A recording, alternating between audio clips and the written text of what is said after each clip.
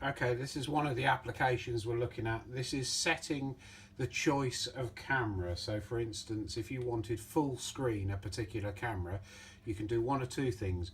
On the remote control you can use the buttons, and these will select 1, 2, 3, 4, 5, 6, 7, 8, and 0 will give you the choice of screens. So for instance, 0 will give you 4 screens, the other 4 screens if you're using the 8 channel, and then all 8 channels at the same time, and then it will go back to 4 screens. If you want one screen, you just press one screen. But of course, if the DVR starts up on its own and you haven't made a choice, then it will just default into the maximum amount of screens it can show. So if we press menu, now I've bypassed the bit where you put in your username and password. Once you've gone into menu, go into system, go to other, and then in other go to zoom into channel, and then if you press select you can choose any of the channels that you want to zoom into.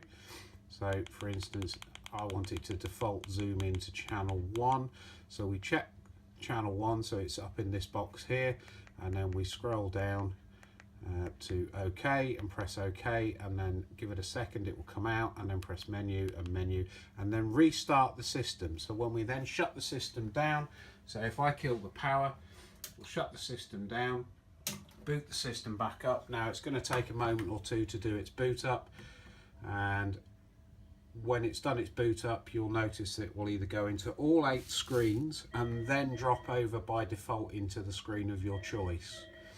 So you can select any one of the screens that you want.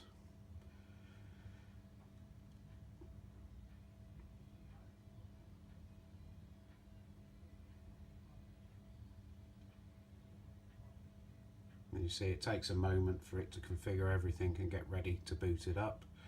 And then you'll see the initialization screen, which will be any moment now.